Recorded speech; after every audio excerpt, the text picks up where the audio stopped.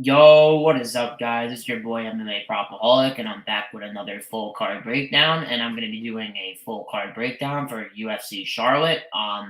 First, let me recap last week, guys. I went to the card, went with my boy Mushroom MMA Philly. I saw TB there, I saw Gru there, I saw Couch Warrior there. So a lot of people were there. I had a really good time. Cashed a lot of bets. Went 8-3 overall in my bets, so I had a really good night. I'll sum it up right now pretty quickly. I'm just gonna go from the list down. So I have Bilal Muhammad for half a unit at plus 110. Obviously, I wish I went more on it, but can't complain. Money's money.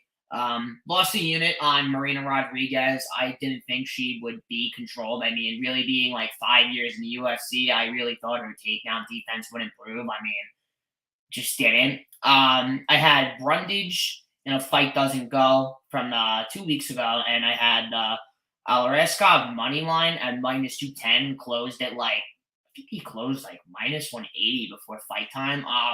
1.54 units off that.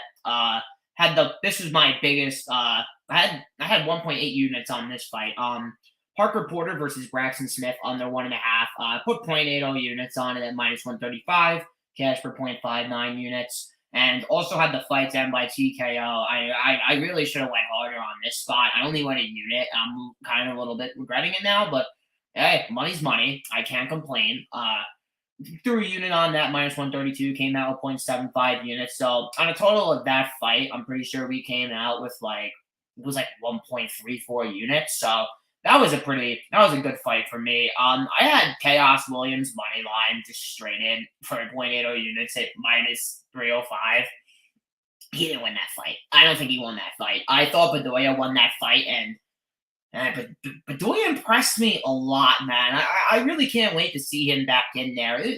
Watching Bedoya, man, I mean, just listening to the shots that Williams was like landing, the shots that he was throwing, like we've seen him knock out Morono in 27 seconds. We've seen him spark out Hassan. I mean, Bedoya is tough, so credits for that kid. I thought he won the fight, guys, but yeah, had Andrade KO decision. That bet was pretty shit. When 7-5 unit lost there. My read wasn't well on that. I guess it's just crazy to me how Jan's first knockout is against Jessica Andrade. I mean, that really just shocked me. 1.02 units on the Drew Dober versus Fervala fight to end by knockout. And as I stated in my breakdown video, guys, I literally said that I'm not taking just Drew Dober by KO because Fervala has hands and Dober has a 51% striking defense and he gets hit. So I said if Fervala wanted to prove something and he wanted to stand on the feet and beat a second guy to knock out Drew Dober, I mean, go right ahead. And yeah, he did it. I mean, he did it with fashion too. He did it in the very first round. Very happy for Steamroller Long Island represent, and he is going to brutalize Patty Penley. Cannot wait to see Patty Penley get his ass handed to him. Kenny Nzukwane, round two. Oh my God. I mean, I can't even believe he got the sub. That was probably like, I was going absolutely insane on that fight when he got me that round two at plus 500.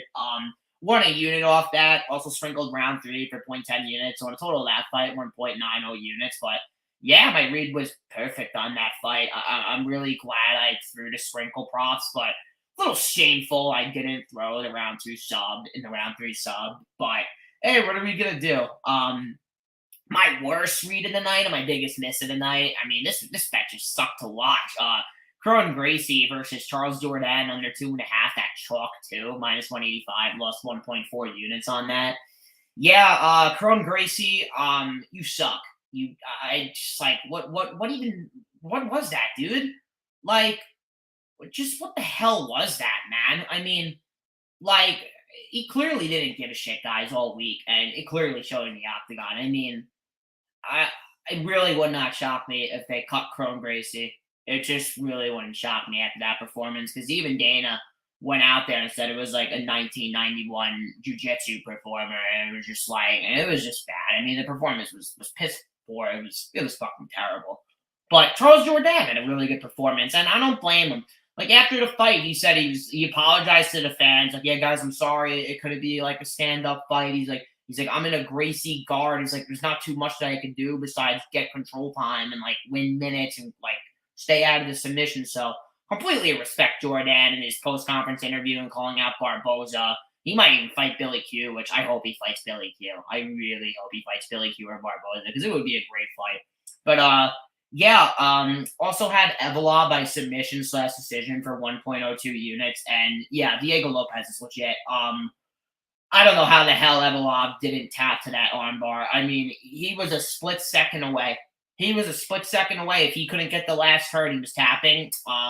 Was in a pretty bad knee bar. I mean, Diego Lopez, this kid has the potential to be a top 15. He definitely has the potential to be a top 15 featherweight, no doubt in my mind. And he's probably going to open like minus 400 in his next fight. The UFC really should build up Diego Lopez, and I'm really glad they gave him a bonus because he really deserved it. I mean, the fact that he went in there and against Evolov and probably gave Evolov the toughest fight of his whole entire career and almost finished him like 3 or 4 times and almost finished him in the first 30 seconds when he was just landing haymakers. Um, only profited 1.2 units on the card, guys, because I missed Marina Rodriguez for a unit, and I also missed the under 2.5 in the Gracie fight. Oh, and I missed the fight doesn't go for 0.60 units at plus 110 for the Cejudo and Sterling fight. So yeah, went up 1.2 units. Can't complain. 2 straight weeks of profit. This card now, UFC Charlotte. It's not a bad card. It's just it's a hard betting card. I'm having a little difficult of a time trying to find angles on this card, but I think I have like 6 bets right now, 4 bets with 2 of them being sprinkles. So yeah, guys, we can get straight into it. First fight of the night, and I already know I'm gonna screw up last names, but actually, wow, last name's really not hard on this card. Okay, we got Jessica Rose Clark versus Tamara Lisboa. Okay, Lisboa, yeah. And yeah, guys, Jessica Rose Clark, 11-8. What do we know her for? And just getting armbarred. I mean, it's happened in her last 2 fights. Training on a Syndicate MMA. She's gonna be at a height disadvantage here, only by an inch. She's at a 2-inch reach disadvantage. Yeah, like I see people are saying that, like, well, Jessica Rose Clark is gonna wrestle here. I mean, yeah, she should. I mean, she's facing a straight striker and a straight Muay Thai fighter in Lisboa. Lisboa has probably been the worst competition I've ever seen, like coming into the UFC, but there literally is nothing that she can like actually do about that. She got subbed by Norman Dumont, but like that was back in 2016 at featherweight. So it's like I like they're giving her Norman Dumont in her first professional fight. It's like, they kind of had a lot of thought about her going into the regional scenes. Like, I did go back and I went back into 2010 and I watched her Muay Thai fight against Valentina. Valentina was taking her down. But it's like Tapology doesn't have her Muay Thai fights for some reason on there. But if you guys go look them up, like you'll find like a whole entire like thing of like Muay Thai fights. And this girl's legit, man. Liz Boa is not a bum. I think the UFC is putting her in this spot because I really think they're trying to set up Liz Boa here. I don't really like Jessica Rose Clark. I'm not really high on her. I mean, like, guys, she's attempted 21 takedowns in the UFC, and 11 of those being against Jocelyn Edwards. What do we know about Jocelyn Edwards? I mean, anything. Like, I think Augusta Wynn can take down Jocelyn Edwards. Like, Jocelyn Edwards has the worst get-up game and probably the worst takedown defense. Probably I've seen watching anyone on women's MMA film. Like, I rate her takedown defense is just terrible.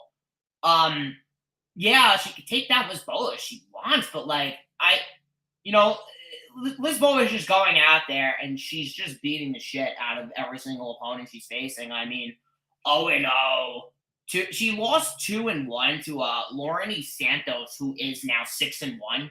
So, and their next 3 wins, like against a girl, is 0-0, 0-1. Just even better, 1-4. It's like there's so many unanswers here, and guys, Liz Boa's fighting like once a year. She hasn't fought in over a year.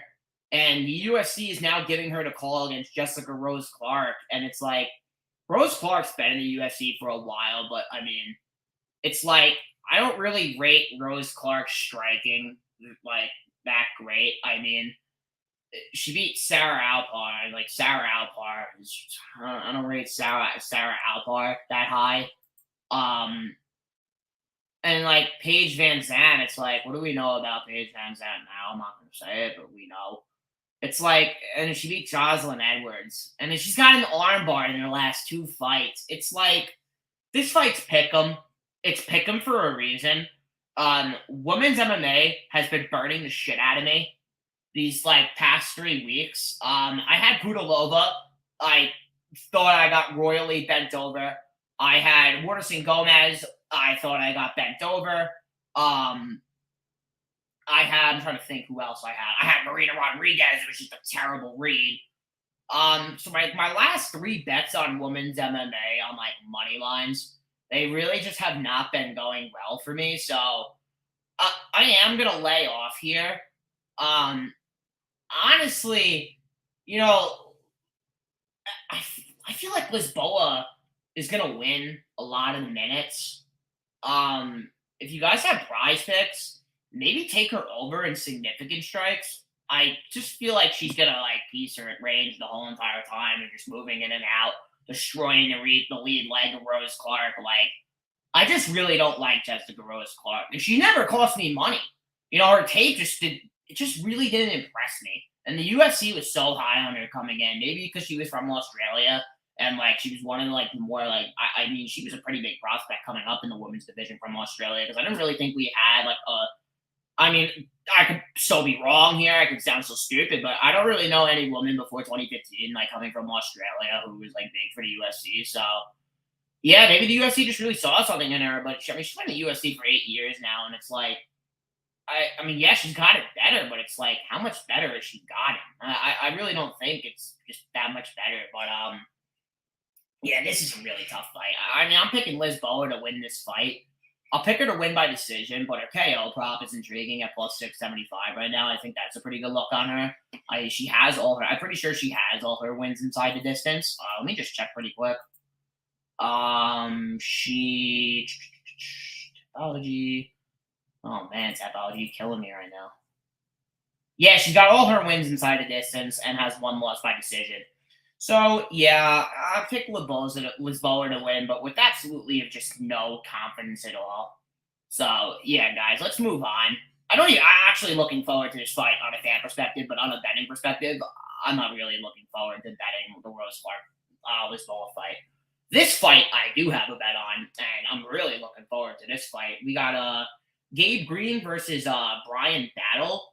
And yeah, guys, I mean, what do we know about Gabe Gifted Green? I mean, this guy is a brawler, man. I mean, he's gonna be in your face. He's not gonna get out of your face. You're gonna hit him in the face, and he's gonna keep walking forward. And he's honestly, in my mind, like an opponent's worst nightmare because, like, if you're hitting someone so many times in the head and nothing's just happening to them, like, I mean, it's just terrible. Like, I mean, especially with every shot that you're putting into, and that's what Johan Leoness did. And I mean, the shot that Leoness landed on Gabe Green and the fact that Gabe Green even recovered and got up and just kept rolling absolutely just amazed me. Gabe Green's power, he has forward pressure. He does have a pretty good submission game. He has 6 submissions. I don't know if he's a black belt or not. I tried looking it up. I couldn't find it, but he has some pretty slick BJJ. He will attempt submissions. His opponents have only shot 6 takedowns on him at the UFC level in 4 fights.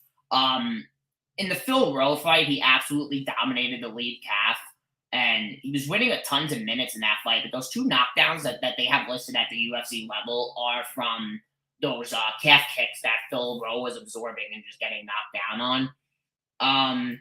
The other side, like even he fought good against Ian Gary. I mean, it was 1-1 going into the 3rd round. Gary just dropped him in the 3rd round and kind of stole the fight. He hurt him bad too. Brian Battle, it's like, yeah, Brian Battle hasn't really faced the best competition, but I mean, he looks great against Sato. I mean, he throws those high head kicks very fast. He does set them up, but it's like, he's so hittable with a 43% striking defense that it's like he's kind of willing to eat one in order to land one. And like, if you're willing to eat one in order to land one against Gabe Green, I don't really see that being such a like success to like a path to victory. I feel like the path for victory for Brian Battle is staying on the outside, throwing a bunch of leg kicks like he was doing against Trey Sean Gore, and mixing in takedowns. But it's like I don't like Trayshawn Gore had three mixed martial art fights, and Trayshawn Gore wanted to be like double champ. And you're like, win a UFC fight, bud, before you were like talking about double champ. And Brian Battle didn't even have an eye going into the third round. And Trayshawn Gore only like released his volume at the end of the second round. Gabe Green's gonna be throwing consistently.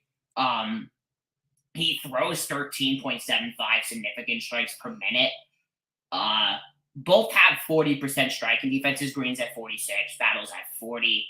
Brian Battle isn't the worst fighter at winning minutes at range. He throws a lot of leg kicks, but like he's throwing them so nakedly that he's really not setting it up because he gets so comfortable with just throwing leg kicks. It's like he's not setting it up at that point. And if he's really not setting it up, and Gabe Green, like a veteran Green is, he's gonna make a read on it. And I bet Gabe Green. I bet Gabe Green at -115. I just feel like I pick him. I mean, it's just crazy. I mean, I'm listing the Fakhretdinov fight off from this fight as a capper, and I'll tell you guys why. Because Fakhretdinov is a straight wrestler and he doesn't strike at all, and he just spends time in controlling positions. But Brian Battle really did show his durability and his toughness in that fight. But I don't think Gabe Green is going to initiate wrestling here. I think if it's going to be anyone who initiate the wrestling, I think it's going to be Brian Battle. But I think Green's going to come in preparated defensively for it. But yeah, Green's. I mean, Green really impressed me against Daniel Rodriguez, especially on like what was it, like 4 days notice, and he's fighting guys like Daniel Rodriguez. He's fighting guys like Rowe, who's long, lengthy, has pretty good striking. Fighting guys like Leoness, who is just freak of nature. Like that guy is powerful as hell and can kill you with one shot.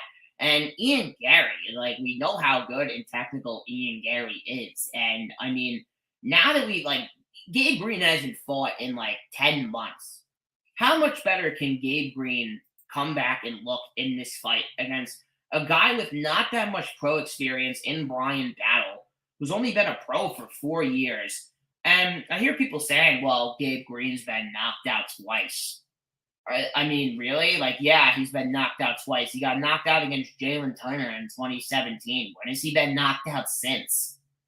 That was 6 years ago. Like, when has he been knocked out since? I mean, Brian Battle, like, Brian Battle, I don't even really rate Brian Battle's hands that well either. Like, I think Gabe Green's gonna have the way better boxing. I think Green is gonna be way like just pressuring. I think he's gonna land the bigger shots. I think his defensive wrestling is gonna be there to hold up against Brian Battle, and I think he takes Brian Battle to school. I really do. I mean, it could be a hot take. I mean, the fact that I'm really like putting this much confidence in Gabe Green does make me a little scared, but I really like my spot on Gabe Green. It's currently -135, and like I don't even hate -135 at all. If you guys like Gabe Green, I probably would bet it. But I do see some people on Brian Battle, and I don't blame you because if Brian Battle's to win this fight, he's gonna win it at range. He's gonna skirt the outside. He's gonna stop the movement of Green, and he's gonna mix in takedowns. But I just think Green is prepared for all of it. I think Green has seen like way better technical strikers, and he's seen like a guy like Gary who does what Battle wants to do, and Battle is just way less technical than Ian Gary, especially with a 40% striking defense. So, yeah, I'm picking Gabe Green to win this fight, and I think he wins this fight by knockout, and I think he knocks out Brian Battle in the second round. But could move on to the third fight, and I I don't even want to break down this fight. It's disgusted. It's just you hear me, Moise? You want disgusting, disgusting. Thank you, UFC, for making me I actually have to cap this fight. We got Jian Kim versus Mandy Bum. Ugh, bum. I'm gonna say bum. Um, Jian Kim, fourth fight losing streak. I mean, the the fact that the UFC hasn't cut her really just shocked me. Maybe they felt bad because they thought they robbed her against Jocelyn Edwards. But I mean, I kind of was like so bored watching that fight on film that like I'm not even gonna lie to you guys, I kind of zoned out in the third round, but like I did think like Jian Kim did win the fight. I mean, just the fact that Jocelyn Edwards just keeps getting away with these fucking robbery decisions is just crazy to me. Um, Mandy Baum, I mean, losing to Victoria Leonardo, I think that's a horrific look. And if you guys already saw the line on Leonardo next week, she's literally plus 400. So it's like, I mean, it's just alarming. This whole fight sucks. I mean, I think Mandy Baum maybe could give Kim like difficulty at range. Mandy Baum does stick out her jab pretty well. She does throw pretty good leg kicks too, but I mean, it's like, all right, she sucks. I mean, both of these fighters suck. I'm gonna move on. Guys, I'm sorry if you guys are mad. I'm sorry, but like this fight is just so bad. I mean, it's just terrible. Like I don't know how the UFC can bring back Jian Kim. Like she's lost 4 fights in a row. Like if you guys even think that she's lost like her fights and it's like close fights, it's like okay, I understand, but like 4 fights in a row, it's crazy. If she doesn't win, and she hasn't fought in 8 months as well, so it's like if I mean Jian Kim doesn't lose this. If Jian Kim loses this fight, she should be fucking ashamed of herself. I'm sorry. Like if you lose to Mandy Baum, it's concerning. I mean, I watched Mandy Baum's film. I was I mean I did not have fun. I'll tell you guys that it wasn't the greatest hour of my life, but yeah, it this fight, man, it's just so bad. Please, I was texting DFS by the numbers. I think it was like 2 days ago, and I'm like Gian Kim minus 185, and he's like, "You really trusting her?" I'm like, I don't know, man. I think I might need to meet. I think I need to be beat over the head if I bet this fight. And I more than certainly, if I did bet this fight, I probably couldn't sleep at night if I did bet this fight. So yeah, enough of me shitting on this fight. I'm gonna move on to fights that I actually like and fights that you guys actually like. Sorry to anyone who had money on has money on that fight. I just feel sorry for you. But if you guys have a read and you like your read, go with it. Me personally, I absolutely have just zero fucking read on that fight. But I have a read on the next one. I have 2 sprinkle bets already on this fight. We got Pete Rodriguez versus Natan Levy. And yeah, Natan Levy uses his range very well. Karate black belt. He's also a BJJ black belt. Um, what's so good about Levy is how fast he whiplashes his kicks. But one thing I don't like about Levy is he keeps his hands low and he puts everything into his leg kicks. Like he puts all his power. Like I mean, he doesn't throw it technically. Most of it is power based, and you could tell how much he's loading up on it. Like, go watch the Braden fight. He loaded up on it in the Braden fight. He loaded up on it in the Garcia fight. Garcia was kind of winning that fight, just wrestling him. P. Rodriguez isn't going to come in here and try to wrestle Natan Levy. Mike Braden, who I don't rate really that high at all, went in there and was pressuring him and really had him on the back foot like bad. He was rocking Levy. Levy was death gassed in the third round. Levy enters every single time with his takedowns with like kind of like a crappy single leg entry, and then will like kind of try to like trip your back leg, trying to like get you into like mount so he can like maybe try to pass mount, get elbows, and get like on top for a submission. In the Valdez fight, he looked good against Valdez, but like I just think Valdez is pretty terrible. I mean the guy, I'm pretty sure that guy got knocked down like 6 times prior to Steamroller before that fight, which is just completely concerning to me.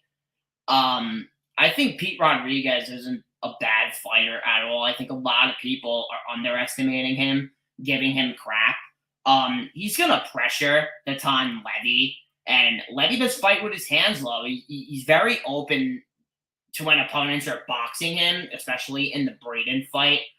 Um, I don't like. I bet Pete Rodriguez round 2 KO at plus 1500 and bet round 3 KO at plus 2500. I think Rodriguez is going to stop the takedowns, guys. He's a purple belt in BJJ and he's training at MMA Lab. And he used to train with Jared. Used to train with Jared Cannonier, I'm pretty sure. I posted a picture on my Twitter. And he was training with Jared Cannonier like 2 years ago. So it's like this guy's been in a lab. He's been working. His only loss is against Jack Della Molina. And I mean, what do we know about Jack Della Molina? I mean, Jack Della Molina is literally a top 15 welterweight right now, and potentially could be a top 10 if he wins his next fight. Pete's also coming down in weight, guys. So he's gonna have a lot of power coming down, and like it just makes me even feel more confident because Levy's getting hurt against guys at 155, and like Pete Rodriguez has all his wins by knockout. Yeah, he got knocked down on the regional scene, but it's like, I mean, it's like to me, it's like I don't like this fight for Levy if it gets extended at all. I don't think the takedowns are going to be too easy as much as everyone really thinks they're going to be. And if Pete Rodriguez is just eating his best body kicks, and if Pete Rodriguez is eating his best leg kicks, and he keeps walking forward, Natan Levy is going to gas. It's happened before. It's happened in almost every fight he's been in. And I think Pete Rodriguez is going to fucking knock him out in round 2. I really think Pete Rodriguez is live in the second round. I'm probably going to live bet him, and I already have his sprinkle on 2 and 3. He's going to work the body early, guys. Like Pete Rodriguez works the body very well, and if he can close range and work the body of Levy and hit a body combination and go high, he's going to put Levy out. And guys, I think Pete Rodriguez could be one of the more live dogs on this card this week. I actually bet Natan Levy in a track that I think it was like a week and a half ago before I did film and just parlayed him because I'm like, oh, this is a great matchup for Natan Levy. He's just going to take down Pete Rodriguez and sub him. Yeah, and I really got into the film and I'm like, well, this guy doesn't really have the best takedowns in the world. He's more of controlling than he is of just position. He's more position than he is of submission, which and they have this sub prop like plus 185. I mean, I saw the sub prop plus 185 and started laughing. I mean, I literally started laughing. I'm like, wow. I'm like, are they fucking serious? Like, probably worse than putting Parker Porter by submission at plus 250. Like, it was like, I don't know what the hell, but online, I don't know who came out with those odds, but I really do think that Pete Rodriguez can get this late round knockout. I don't like how low Levy keeps his hands, and he's a karate style based fighter. I do think the movement is going to be a key factor in round 1, though. And with all that movement that Levy does, it's just going to make Pete Rodriguez more live in the second and third round. So, yeah, that's why I bet the round 2 KO at 15-1 and bet the round 3 KO at plus 25-1. And I'm picking Pete Rodriguez to win this fight by second round knockout. But can move on to the 5th fight of the night. We got Carlos Ulberg versus Ihor Potieria. And yeah, guys, great fight here. Potieria is, I think he's like minus 450. I mean, not Potieria. Ulberg is like minus 450. Carlos Ulberg, he's 6'4". He's going to have a 1-inch height advantage and a 2-inch reach advantage. Training out of City Kickboxing, and the other side, Potieria, Standard Pro. Potieria, though, does have 14 more professional fights, mixed martial art fights, than Carlos Ulberg. Carlos Ulberg is a guy who kind of likes to stand at range. He likes to pick all his shots. I mean, just watch the Fabio Sharon fight. Like, boring ass fight. Terrible fight. But you watch the fight IQ, and it really improves him when he faces Nzechwani. And I think Nzechwani's durability is ridiculous. I think he's tough as shit. And he gassed himself. Ulberg completely gassed himself. And it just wasn't his fight style. The way Olberg was fighting, it wasn't his fight style. It was his first fight in the UFC, and that was about 2 years ago. And we've seen him age pretty well. He fought Tafon, and I think Tafon's pretty bad. I think he's slow as dirt shit. I think his hands are slow. He keeps his hands very low, and then like Nikolai Negumereanu, it's like Negumereanu is a former heavyweight guy. I think people are like really forgetting that Negumereanu is a former heavyweight and that he has like a 38 something percent striking defense and that he's not a striker. He's a wrestler. He's not a striker. But the one thing he is durable and tough as shit. But it's like, I mean, go look who he's fighting. It's like he's fighting Ike Villanueva. He won against Kennedy because of eye pokes and was getting his ass kicked. And he knocked out Ihor in his one knockout win. And I'll get into that fight very shortly. I just feel like Olberg has been facing such like low. I don't rate Negumereanu low level, but like I rate his striking pretty low level. I rate his skill set pretty low level, especially for being in the UFC. I just think like it's his toughness and his dog in him, and just the background in wrestling that kind of keeps him around, and because he's a fun fighter to watch. But it's like Carlos Olberg is fighting on a city kickboxing. He's not a guy who's intending to go in there and knock you out with every punch. He's gonna pick his shots and he's gonna win the minutes. And when he sees an opening, he's gonna go for it. On the other side, it's like Pateria. It's like Pateria is his most live in round one. Every other round, he's kind of shot. We saw him gas against Negumereanu, but it's like, guys, we gotta give him a break. He got wrestled. He got wrestled in the first round. Carlos Olberg shoots a fucking takedown in round one. If Carlos Olberg shoots a takedown in round one, I don't know. I mean, I'll do some crazy shit. I will do some crazy shit. It really would shock me if Carlos Olberg even went for a takedown this whole fight. I don't think Olberg is going to play into Pretoria's fight style, especially in the first round. I think his team is very full aware that, well, this guy is his most live in round one. And it's like, we've seen on his film that he tends to just get tired. And, yeah, he does get tired and he kind of puts everything into every shot. But it's like when you watch Ihor, it's like he's not the worst striker in the world. I mean, he throws inside leg kicks. He does have pretty heavy hands. Yeah, he did get hit against Shogun. Shogun caught him good, but like Pretoria didn't get dropped. And it's like Shogun has 21 knockouts on his record. Now it's his last fight ever, so it's like almost and he was in Brazil. So it's like almost every shot that he was putting in, he was trying to knock out Ihor with. And when Pateria is only like standing TKO is his last knockout loss, and before that, guys, was the second fight of his whole entire career 8 years ago. That was a standing TKO, and he couldn't even put it. That fight went over 1.5, guys. It went over 1.5. And the fight that Olberg had his most vicious fight in went over 1.5 as well. So what did I do like a sick fuck? I bet the over 1.5. I went well on it. Half a unit, plus 110. I really like it. Stylistically, I mean, I love it. I don't think Olberg is gonna go into Ihor's world in the first round. Yeah, do I think he's gonna hit Ihor? Obviously, I mean, Ihor's hittable as shit. His hands are fucking low. He gets cocky, but that's what he's gonna try to do. He's gonna try to play Olberg into his fight, and Olberg's not gonna fall for it, man. And I really think a lot of people are thinking that Olberg's just gonna starch him. I mean, Ihor's hands they're just so low.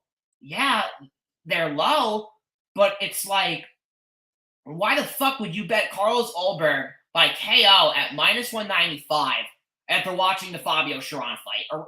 Are we canceling the Fabio Sharon fight from tape this week? Are we canceling it from MMA Twitter?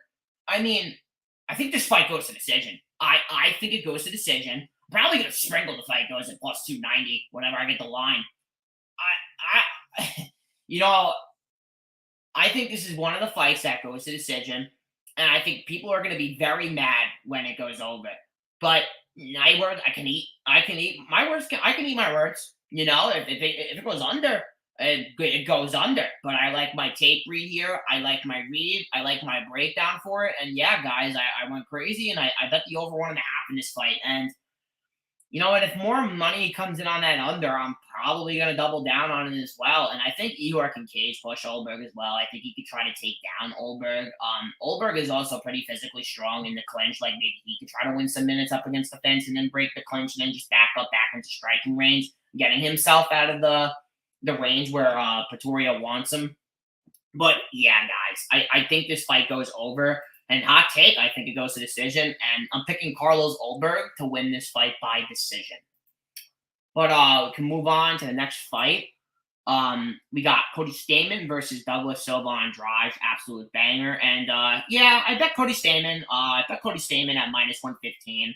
Got in on him a little early. This was the actually first fight that I taped on the whole entire card because I love Douglas Silva Andrade, and I really thought I was going to be betting Douglas Silva Andrade, and then it's like people are underrating Cody Stamann striking, man. He's a former Gold Glove boxing guy. He has really good hands, and he has speed. You know, I watched him against Marab, and it's like, wow, like, you know, he is cracking Marab, and Marab was giving him his best right hand, and Cody just kept eating him, man. Cody was just walking forward. And yeah, Marab was taking him down, but like Cody's sprawls are terrific also. I like Cody's. I couldn't say I don't like Cody's power, but I think Cody's power is improving. He looks good against Lasarda, but Lasarda's a Muay Thai fighter. He fights long and he throws a lot of body kicks, and I think that's what was slowing Cody down a little bit. Like Cody, what did concern me about Cody's last fight is that he kind of gave up in round 3, like, oh, as if, oh yeah, well, I'm up 2 rounds. You know, all I really have to do is escape this round and I win. That did sus me a little bit, but on the other hand, he looked really good in that fight. And then I go like watch Douglas Silva Andrade. His last 3 fights, it's like, yeah, he knocked out Perello, but Perello sucks. Perello has been finished in every single one of his losses in 7 of his 8 losses. He's been finished. Lerone Murphy, that fight was at 145, but Murphy did have success taking him down. Murphy was winning the minutes and the striking, and then I go to the Morozov fight. Like, Morozov was just absolutely beating him up, and Morozov was shooting the crappiest fucking double legs I've ever seen in my life, and just so far out, man. So far out. He was shooting those double legs. He put Douglas Silva Andrade right back in the fight because of those crappy double leg attempts, and he gassed. Morozov gassed, and Morozov hurt Douglas Silva Andrade bad. And Douglas Silva Andrade got hurt in the Lerone Murphy fight as well. And then I watched the Said Nurmagomedov fight, and he got hurt in the Said Nurmagomedov fight too. But what I see of the last 2 opponents from Douglas Silva Andrade, they're keeping him in the fight by throwing spinning attacks and gassing themselves. Like, that's what Sergey did, and it's exactly what Said Nurmagomedov did. Cody Stamann's not throwing any fucking spinning shit. Everything is straight down the pipe. He's trying to win minutes. He's not ever going to trying to go for a knockout. And it's like, I'm watching Douglas Silva Andrade, and it's like every fucking shot that this guy throws is he's trying to kill you with. He's not technical whatsoever. He's now 37 years old for bantamweight, so it's like, I don't know how this weight cut's going to be for him. And it's like, this guy just isn't technical. For him to win, he has to win a damn moment. And I just don't think he's going to win that moment here. I mean, could he knock out Cody Stamann? Maybe, but Cody Stamann's never been knocked down his whole career. I just see it being very hard for Douglas Silva Andrade at 37 coming back after 11 months to come in here and starts a guy like Cody Stamann who's never been knocked out and has faced the looks of Sangadan, has faced Marab, has faced pretty good strikers. I mean, guys, Cody Stamann is 21-5. Before the Sterling fight, he was 17-1. So it's like this guy is legit. And someone went at me on Twitter like, well, if he finished Eddie Wineland, you're going to bet him because he finished Eddie Wineland? No, maybe read my fucking breakdown that I posted on my Twitter, and then maybe you'll understand why I bet Cody Stamann. But if, like, you know, that's what I just don't like about some people. You know, you're really going to go after me. Like, well, he knocked out Eddie Wineland. You know, you're going to bet him because he knocked out Eddie Wineland? No, jackass. Read my breakdown. Like, is that what I stated in my breakdown? Like, but yeah, I'm picking Cody Stamann to win this fight. I'm picking Cody Stamann to win this fight by decision. I think he's gonna win. I think he's gonna win every single minute on the feet until if he gets caught, and I don't think he gets caught here. Um, Douglas Silva Andrade, yeah, he doesn't have bad takedown defense. He has a pretty good get up game. His sprawls are pretty good and his sprawls are pretty elite. But it's like I've seen Cody Stamann win fights on the feet, and I really rate Lasardo like pretty goddamn good, and especially his Muay Thai game. And I just think he has a better technical striking game than Douglas Silva Andrade. So yeah, if Cody Stamann stays away from the power shots, I think he wins every single minute of this fight, and I think he wins a unanimous decision. But we can move on to the next fight. I think we're on the main card now. I think we just got to the main card. Oh no, we're about to be on the main card. We got Carl Williams versus Chase Sherman. I'm actually looking pretty forward to this fight. This fight was supposed to happen, I'm pretty sure, like a month and a half ago, I'm pretty sure. And my original bet on this fight was the fight doesn't go, and I had it in minus 115. Absolutely just love that line. Now they have the under 2.5 and minus 140, and I'm like, well, okay. I don't hate it, but I mean, Carl Williams, like you guys are gonna hear it all week. Yeah, he took the guy down from Penn State. He controlled him the whole time. Jimmy Lawson is a fucking terrible MMA fighter. Can we please stop? Like, please. He's not a good MMA fighter. Yeah, he's a Penn State wrestler, but he's not a good mixed martial arts fighter. And then I watched a Brzezinski fight today. When I'm on my break, and I'm screaming, "Pass Mount! Pass Mount! What are you doing? Pass Mount!" I mean, the amount of times that Carl Williams could have passed Mount, he couldn't do it because he was so fucking tired. He was so goddamn tired. And Brzezinski was just tired too. Man, I don't think Carl Williams' pace at heavyweight can keep up. And guys, he fought Brzezinski 2 months ago. 2 months ago. And we all damn well know he's coming in with the same goddamn game plan. Obviously, it's going to take this guy down. Take Chase Sherman on the ground, put him down, and keep him there, where you are going to win every minute. And I went back, because I watched Chase Sherman film multiple times. I went back to the fights where he was getting wrestled. Fat Collier wasn't a takedown, guys. Fat Collier wasn't a takedown. Chase Sherman threw a body kick. He slipped, and it got caught.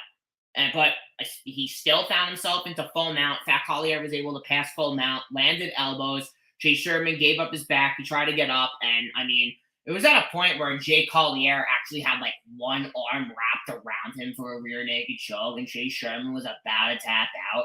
And he just didn't tap out. And he kept crawling. And it was when that Fat Collier put his other arm in for the choke, Chase Sherman tapped out, like, 3 seconds after. Romanov's wrestling. It's different than Carl Williams. Carl Williams, guys, is now at heavyweight. Brzezinski, I think Brzezinski landed like 26 of like 46 significant strikes attempted. So that gives Williams, I think, on top of my head, ugh. God, I'm not good. I'm not good with math. I think like a 50% striking defense, like a 52% striking defense, that is. 26 and 46. No, it's a 43% striking defense. Terrible math, guys. But yeah, and it's like Chase Sherman is his most live when it's on the feet, obviously. Every single win that Chase Sherman has is by knockout. Could he gas here from the wrestling? Yeah, he could. But I mean, like, guys, like, it's not like Romanov took Chase Sherman down once and finished him. Chase Sherman got right back up twice, and in the third takedown, he finished him. It was a straight arm lock. But, like, guys, Carl Williams has no fucking submission game. It's zero, guys. He has no submission game. I'm pretty sure he's a blue belt. Like, but every part of his wrestling is focused on position. It's not like, I don't think the jiu-jitsu has been a factor for him yet in his training camp. Maybe it is for this camp. But like, I mean, we look at the tail of the tape; these two are the same age, which really shocked me. If this fight's on the feet, I favor Chase Sherman. Um, I Carl Williams to be minus 410 and open plus 135 against Brzezinski is one of the weirdest like lines I've ever seen for a mixed martial arts fighter. This guy opened plus 135, and he is in his last fight 2 months ago, and is now minus 410 against the same stylistic fighter, but A, with probably better cardio than Brzezinski, B, more fights than Brzezinski, and C, more power than Brzezinski. Oh my God. I might bet Chase Sherman. I might bet Chase Sherman. It. I don't want to do it, but you're really giving me plus 310. It's like, I have to take the shot. I sat here with Frivola. I sat here talking about Frivola last week, and you know, not that it really compares, but it's like, you know, I think Chase Sherman is so live here. I think he is so live. I think he's more live than he's been against any wrestler in the UFC. And he has a 66% takedown defense, and the guy's tough. The guy's not easy to take down, but for Willie, I mean, he's pretty easy to take down. But if you're physically clinching him and you're trying to pick him up and throw him, which Carl Williams does, uses a lot of energy. Carl Williams uses a lot of energy in his takedown attempts and uses a lot of energy in his controlling positions. I mean, Chase Sherman only being controlled 7%. Yeah, he's been subbed twice when being taken down. Getting subbed by Fat Collier, that can really never get out of my head. But Chase Sherman damn well knows that he was going to take this fight on short notice, which is pretty crazy to me. Sherman was going to take Williams on a replacement. Like 5 days' notice to take Williams. And Williams is a straight wrestler. Not at the fact that, well, Chase Sherman now has like 2 full weeks to train for this guy. I mean, not 2 full weeks, 2 whole months to train for this guy. I favor Sherman more. Because I just don't like the pace that Williams pushes. I don't think he can keep it up.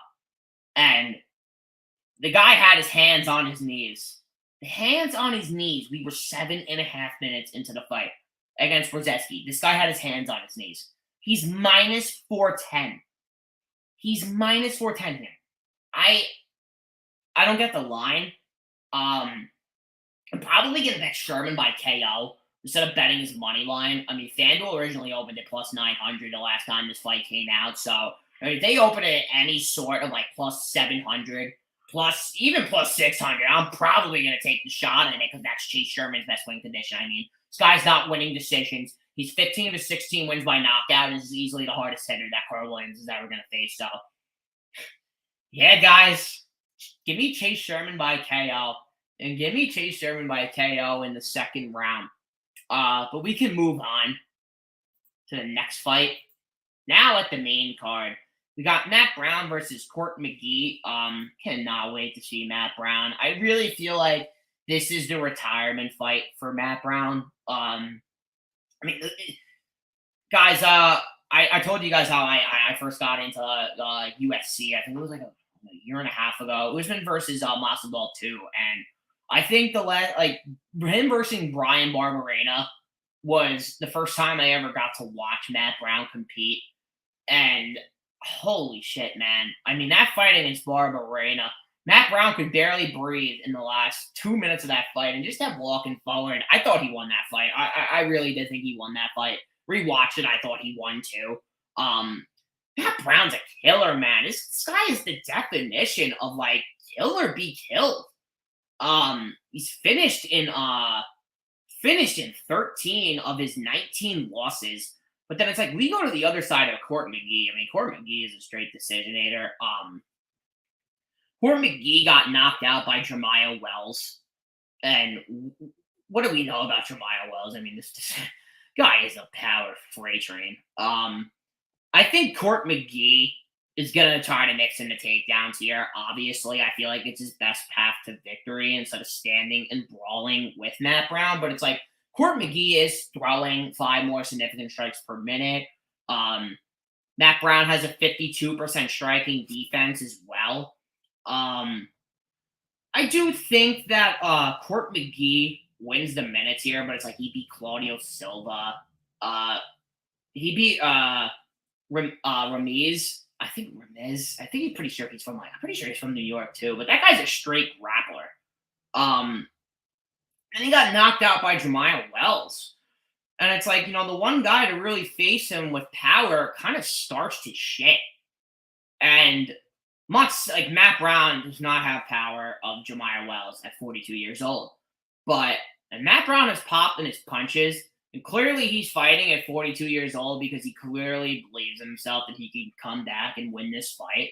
And honestly, guys, I think this could be the perfect fight for Matt Brown. Like, I don't think Matt Brown would have taken any other fight at the UFC level unless they were giving him Robbie Lawler or Court McGee. Like, I think this is his go-away fight. I'm really rooting for Matt Brown. I really want him to win this fight, but like I really do think Court McGee is gonna win this fight. The Court McGee's also 38, man. It's like, this fight from a betting perspective, I want to stay absolutely so far away from it. But yeah, as a fan, I'm gonna be rooting for Matt Brown. But as a capper, I'm gonna pick Court McGee to win, but I have to Court McGee to win by decision. I don't really know if this fight ends or if it doesn't end. I think if it's really going to end, one prop I have it written down. It's Matt Brown finish only. I mean, I have to get a good plus number to do it. Just because the guy's 42 years old and it's like I watched him so fade against Barberena that it was almost just scary. So it's like I don't know. Like, they got to give me a good plus money number to bet Matt Brown finish only because I mean Court McGee, I don't really think Court McGee can knock out Matt Brown. I mean, maybe he could submit Matt Brown. Matt Brown being submitted in let me see, pull it up now. Submitted in 10 of his 19 losses. So like I see like Court McGee going for the takedowns, and Court McGee could also submit Matt Brown. So maybe Court McGee by submission slash decision could be a pretty intriguing prop that I might be betting now. So yeah, you really like that prop. So yeah, I'm gonna pick Court McGee to win this fight by decision, but a submission slash decision and Matt Brown finish only. Those are the two props that are kind of sticking out to me on this fight right now. But yeah, guys, we can move on. Let's see what we got next. Nice. Tim Means versus Alex Morono. Nice, man. Tim Means 39, Morono 32 years old. I love Alex Morono striking. I was really underestimating it going into the Santiago Ponzinibbio fight, and I'm like, well, Alex Morono looks like he had like a six pack, and I saw the picture of him with a stomach, and I put 1.5 units on Ponzinibbio. And yeah, I fucking hated the bet going into the third round. I was so mad at myself. I was sweeping the whole entire card. Best card still tracked. This best night, almost one of the best nights I've ever had betting. Not the best night ever I've had betting, but yeah, Ponzinibbio knocked him out third round, and Morono ate a fucking right. His whole jaw, like the right that he ate, like his whole side of his face, like almost became numb with the right hand that Ponzinibbio really connected him with.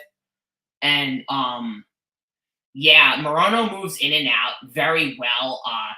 Where he locates his shots is so like technical with power, but it's more of technique than it is of power.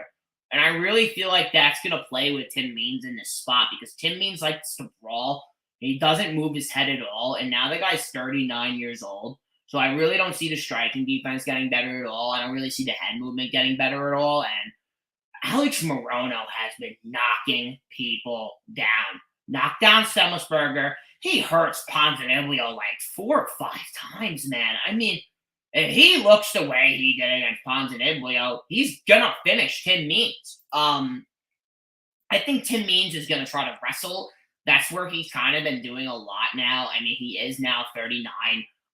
He is like training high school kids for like a high school wrestling team. I'm pretty sure I heard when they were talking about it in his last fight against Max Griffin, which I mean, yeah, I like. I mean, it's nice and Tim Means, but it's like, I mean, I don't really like it, especially when you're fighting a guy like Morono who doesn't even have a defensive guard. It's all offensive, and it's lethal. Tim Means submitted also in 6 of his 14 losses. He's only been knocked out twice, but now I really see the age coming into play. He got hurt against Dalby, he got hurt against Holland, and he got hurt bad against Max Griffin. I think Alex Morono is going to piss Tim Means off with the movement a lot. He's going to be landing the better shots, but Tim Means is going to walk forward. He's going to try to eat shots, and where Alex Morono plants these shots, like behind the equilibrium, right on the chin, it's like he puts these shots and like on the places where your body like can't initially react, and you really can't react mentally, and you just find yourself like wobbled and hurt bad. It's like Morono does it very well. I'm pretty sure he trains under Saeed Sayud. I'm pretty sure he trains under him. And I really like him as a coach. He's probably one of my more favorite coaches in MMA right now. Really like what he does with his fighters. Yeah, I want to parlay Morono. I might bet Morono inside the distance, but if Tim Means is going to win this fight, he has to walk forward. He has to wrestle and try to win minutes here. I really think if he tries to strike 15 minutes with Morono, and if he's really not trying to get in his face and he's trying to win at range, he's not going to win this fight. Yeah, I also like the fight doesn't go to decision at plus 100. I think that's a pretty good bet. But I really feel like the bookies really should be listing Morono's finish props like a little higher. Because Morono's last finish was back in 2021 against Donald Cerrone. So it's like, I really wish they were giving us better odds on his finishes. And it's like, yeah, well, he couldn't finish Mickey Gall. Mickey Gall is pretty goddamn tough. Mickey Gall is eating a lot of shots in that fight, and Morono didn't want to put himself at risk to get grappled and clinched up with Gall. And every time that Gall was feinting the takedown, Morono was ready. So basically, his whole entire camp was to keep his range and just stay out of the grappling and stay out of the close range. He's not going to stay out of close range with Tim Means. He's going to close the range. He's going to realize this guy has no head movement. And Alex Morono's power has improved as well. I think Alex Morono really is improving as a fighter, and I really like what I'm seeing out of this guy. And I think, yeah, what people are saying, Alex Morono's price tag is overpriced. I don't think it is at all, man. I think the line is perfectly placed, and I think Alex Morono either knocks out Tim Means or he submits him. But I'm picking Morono to win this fight inside the distance, and I'll pick him to win in round 2. To move on, though, the next fight, we got Daniel Rodriguez versus Ian Gary. Crazy line on this fight. Rodriguez plus 270. It's just crazy to me looking at this line, especially knowing that Rodriguez fights out of southpaw, and how I'm pretty sure Ian Gary hasn't even seen. I don't think Keenan Song is a southpaw. I don't remember it on the film. The Song hurt him bad. Song hurt him at the end of round 1. Song does pack power, but what does Song not do? Song doesn't check any fucking leg kicks at all. And Ian Gary didn't even really initiate it into his game plan. I do like Ian Gary. I like Ian Gary striking. I kind of like the little cocky attitude that he has, just because he gets people pissed off, and I just think it's pretty funny. Doesn't have a bad grappling game. I mean, he'll go to it. It's just like we've seen it. I've seen it on Cage Warriors, but it's like he doesn't really go to it at the UFC level. Like he could have wrestled Darren Weeks. He didn't do that. He could have taken down Gabe Green. He didn't do that. And he could have taken down Song, and it's like he didn't do that. Also lost the first round to Jordan Williams. Jordan Williams was touching him up pretty damn badly until he landed a good shot. Daniel Rodriguez, He's also 11 years older than Gary. Um, he does have 9 more mixed martial arts fights, but it's like the last fight concerned me against Neil Magny, and I don't think he won that fight against Leach. I think he kind of got a robbery there, but what makes me question this line on Gary is, Daniel Rodriguez took the Leach fight, and we know that whole card. Fucking, we know the whole thing with that card, probably planned out. And fast forward 2 months later, he didn't take a break. He didn't rest his body at all. He went into a 15-minute war in a hell of a camp with a change of an opponent. And then he fights Neil Magny, who we know about Neil Magny. His pace is absolutely relentless, but he knocked down Daniel Rodriguez. And Neil Magny is not hurting anyone on the feet. He's not knocking down anyone on the feet. He knocked down Daniel Rodriguez. That raised my concern a little bit. But now it's like Rodriguez is coming back 6 months later, and they were going to give him Gunnar Nelson. Now he's getting Ian Gary. It's like, I think Gunnar Nelson beats Ian Gary. And I see this line, and I'm like, it's insane. It really is crazy. But I do think Gary wins this fight. But if Daniel Rodriguez can close range and he can make this a boxing fight, he is very, very live. He's very live. Everyone is saying he's the most live dog on the card. I completely agree. I mean, Rodriguez is the more experienced fighter. He probably has more power than Gary, and he's been through more wars than Gary, man. But Gary got tested against Gabe Green. But I think Daniel Rodriguez has faced Gabe Green, and I'm telling you guys now, Daniel Rodriguez has a really good shot of hurting Gary pretty early in this fight. But I don't know, man. This fight, the line, it scares me. I think this fight goes to decision. My original bet was going to be the over 2.5, but it got hit. People really hit it. I might bet the fight goes. I don't think someone gets knocked out here. I think it goes to decision, but there's a prop that I want to play.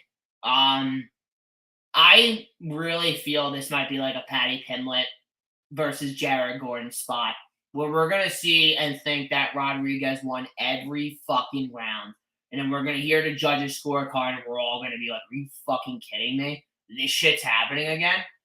I might play Gary by split. I might track it a little bit. The last time I played a split decision track, Corey Sandhagen by split. Thank you, Connor Burks. But yeah, I really think this fight goes to decision, and I think it's going to be close, man. I really think this fight's going to be close. I really don't want a lot to do with it on a money line perspective, because maybe Gary proves me wrong, and Gary comes out here at minus 310 and just starches Rodriguez, which would really honestly shock me. But yeah, I rate the pressure, and I rate Neil Magny a better fighter than Ian Gary, and like that fighting Neil Magny without taking any time off on your body and even resting yourself and like kind of going up in weight to fight at middleweight is really, really just is like it's not even concerning, because now it's like he's coming back 6 months later. So this is I really do think that Rodriguez is live, but I think this fight goes to decision, and I don't have access to bet fight to end by split decision, but I really think this fight's ending in a split. I really do. I just really do. I'll pick Ian Gary to win this fight by split decision, and I'm probably going to track bet it once I get a line on it. But we can move on to the next fight. We got the co-main event, Johnny Walker versus Anthony Lionheart Smith. Yeah, here, bet the under 1.5. Bet it at minus 115. Bet it for 0.80 units. Currently is now minus 140. I still really like that line. I don't like Anthony Lionheart's striking defense. I mean, it's pretty goddamn bad. It's at 42%. And on the other hand, it's like Johnny Walker's at 48%, and the guy's pretty fucking shitty. Johnny Walker, I mean, I bet Johnny Walker in his last fight against Kutalava, and did I expect a submission? No. No, I did not expect a submission. I got Johnny Walker at plus 185. Crazy line, especially Kutalava. But Johnny Walker has power. Every single shot that he's throwing, he's trying to kill you with. And 16 of his 20 wins come by knockout. He's been knocked out 4 times. And then it's like we go to Anthony Lionheart Smith. He's been knocked out 9 times, finished in 14 of his 17 losses. Definition of killer be killed. Hasn't been to the second round since his fight against Rakic. And Johnny Walker is not as patient. He is not as technical as Rakic. Could Anthony Lionheart Smith go to the takedowns? Yeah, he could go to it pretty easy. He could definitely try to take down Johnny Walker, but I mean, is he gonna do it? I don't know. Only 22 takedown attempts from Lionheart Smith in 18 fights at the UFC level, so I really just don't see it happening at all. I see this fight being a stand-up war. I think both guys are gonna try to swing until the other man falls, and yeah, I love violence. It's probably one of my more favorite violence spots on the card. I think fight doesn't go as parlayable. I think the under 1.5 is a great bet. I think the fight time by TKO is a great bet, which I'm going to be looking at as well when a book drops that. And I also really like the under 2.5. Violence, violence, violence, violence on this fight. A winner though, oh man, Johnny Walker. Just because I like Johnny Walker. I think Johnny Walker is going to knock out Anthony Lionheart Smith in the first round. But could Lionheart Smith have that dog in him, get the crowd pumping him up, and go in there and beat up Johnny Walker?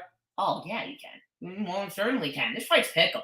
This fight's pick 'em, and I want absolutely nothing to do with this fight on a money line perspective. Even when I first saw the line, I'm like, there's just no fucking way I money line this fight. I will be betting the under once I see it out and once I tape it. And saw the under 1.5 at minus 115. I bet it, ran the tape, and I'm like, love my bet, love my spot, love my line. I'm perfect with it. So yeah.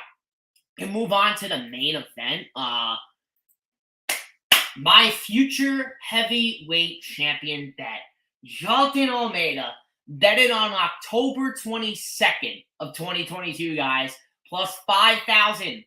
Currently plus 1,600, and it's going to be lower once he fucking whoops through Rosenstrike. I cannot wait to watch Almeida. I love Jalton Almeida, man. Not even because I have the bet on him. I just really have been saying this to my friend ever since he killed Parker Porter. I said, this guy's a future champ.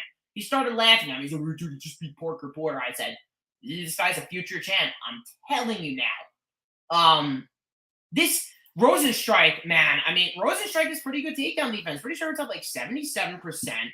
And, you know, I think it was Homelander MMA who posted the video of Jalton Almeida getting knocked out when he couldn't get the takedowns. And I'm pretty sure that fight was at 205 as well. I don't know how long ago that fight is. I'm looking on Tapology now, trying to pull it up. But Tapology isn't. Oh, it was back in 2017, guys, against Tygo Moreira, who has 8 knockouts on his record, and he's 15-11, and he has been finished in 9 of his 11 losses. So yeah, it's eye-opening. Especially because that fight was at 205. I think Jalton Almeida is a freak of nature. You look at this guy naturally, he's fucking intimidating. He had to move up from 205 because nobody wanted to fight him. And I don't blame anyone in that division. I mean, I wouldn't even want to stand in front of Jalton Almeida with him giving me a scary ass look.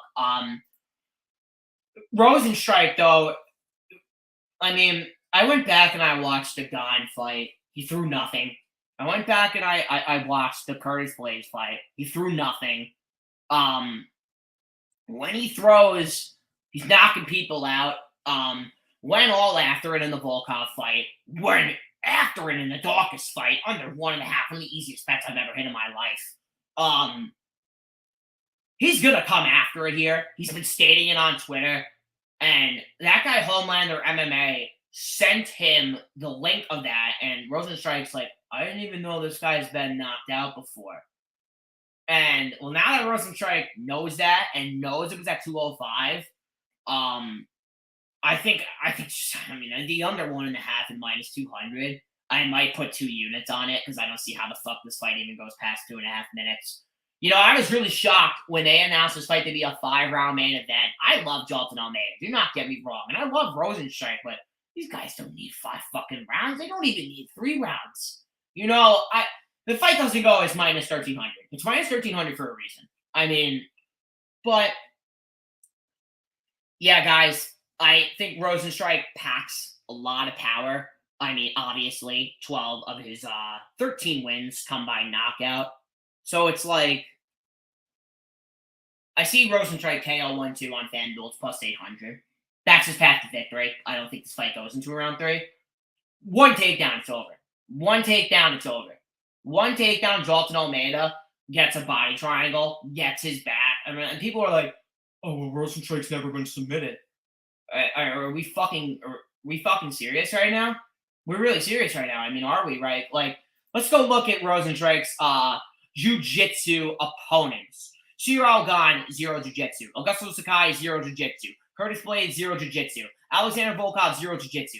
Chris Daukaus, 0 jiu-jitsu. Francis Ngannou, 0 jiu-jitsu. Junior Dos Santos, has jiu-jitsu, but he was old as fucking dirt shit. Old as dirt shit. But he has 3 submission wins on his career. And he's primarily a striker. So it's like, he is not facing anyone with a caliber of jiu-jitsu. Now he is. And now he's facing someone who is a human specimen in Jalton Almeida. And I really think Almeida cruises. But this is heavyweight. This is heavyweight. And if Rosenstrike lands a big shot and he times it, Almeida's going out. Almeida is going out. And Almeida's last fight went over. Almeida's last fight went over with Shamil. But it's like, Shamil has 0 power. Shamil can't knock him out. Shamil didn't want to be there. I'm shocked Shamil even showed up. I really was just shocked that he even showed up to the fucking fight.